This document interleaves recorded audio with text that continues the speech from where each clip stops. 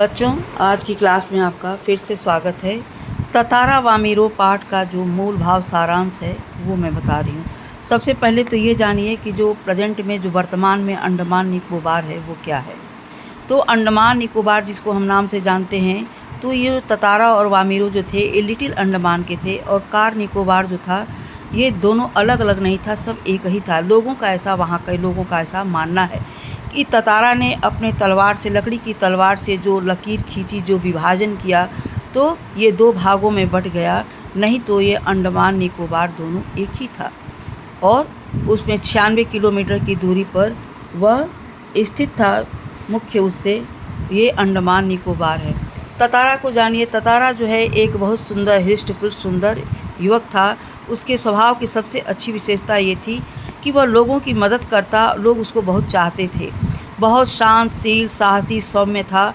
उसकी एक विशेषता और थी कि अपने कमर में हमेशा वो लकड़ी की तलवार खोसे रहता, लेकिन उस तलवार का उपयोग किसी के सामने नहीं करता था, किसी के सामने नहीं करता। और लोग उसके चाहने वाले भी, अगल बगल के गाँव से भी लोग उसको बुलाते अपने आयोजन प्रयोजन में, समारोह में उसे विशेष आमंत्रण मिलता था। वह पासा गांव का रहने वाला था, और जो वामीरो थी वो लपाती गांव की थी, एक सुंदर सी युवती थी।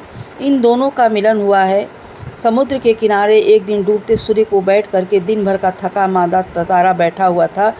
उसी समय इसको एक कानों में बहुत मधुर सी आवाज़ गाने की सुनाई देती है, और जैसे लगता है कि समुद्र के लहरों के साथ साथ उस गाने की मिठास उसके कानों में अंदर चली जाती है और हृदय में बैठ जाती है। धीरे धीरे उस आवाज़ का इंतज़ार करता है, तब तक उसे एक आवाज़ उसको दिखाई देती है, और वह बहुत मधुर गा रही थी। लेकिन जैसे ही समुद्र की लहरें आती हैं, उसको भिगो देती हैं, वह 1 मिनट को चुप हो जाती है और ठिठक जाती है।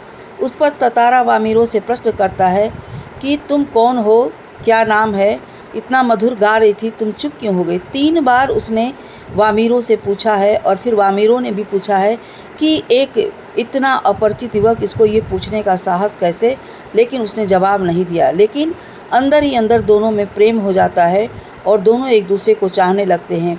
फिर एक दूसरे की प्रतीक्षा भी करते हैं। ठीक दूसरे दिन शाम को उसी जगह पर, उसी स्थान पर वामीरो का इंतज़ार करता है बैठ करके ततारा, और आती है। बहुत देर तक इंतज़ार के बाद फिर वामीरो आती है वहाँ पे धीरे से। इसके ठीक कुछ ही दिनों बाद गांव में पशु पर्व का आयोजन होता है। पहले लोग अपने मनोरंजन के लिए पशुओं का लड़ाते थे, भिड़ाते थे, और उस पर खान पान, नृत्य, भोजन की भी व्यवस्था होती थी। एक तरह से एक समारोह होता था। और ऐसे में वामीरो भी गई थी अपनी माँ के पास। वहाँ पे वामीरो और उसकी माँ भी वहाँ पे थी, ततारा भी वहाँ आया हुआ था। पशु पर्व आयोजन का सबसे प्रमुख केंद्र ये था कि युवक जो होते थे वो पशुओं को देखते कितना कंट्रोल कर पाते हैं, ये भी वहाँ पे देखा जाता था, और उन्हें पुरस्कृत भी किया जाता था। वहाँ ततारा भी आया था, लेकिन जैसे ही उसने वामीरो को देखा, वे दोनों कुछ कह तो नहीं सके, लेकिन वामीरो उसको देख के ज़ोर ज़ोर से रोने लगी। बहुत लोग वहाँ पर आकर इकट्ठे हुए। इस पर वामीरो की माँ को बहुत अपमान महसूस हुआ, और उसने ततारा को बहुत ज़ोर से डांट दिया था। ततारा वहीं से अपमानित हुआ, और अपमानित होने के बाद उसको इतना क्रोध आया कि अपने कमर से उसने तलवार को निकाला और ज़मीन में एक घोंप दिया, बहुत ताकत लगा करके, और ज़ोर से वो खींचते खींचते बहुत दूर तक चला गया। जहाँ पर खींचता जा रहा था, वहाँ की ज़मीन जो है 2 भागों में बँटती चली जा रही थी। इस प्रकार से 2 भागों में वो बढ़ गया, लिटिल अंडमान और कार निकोबार।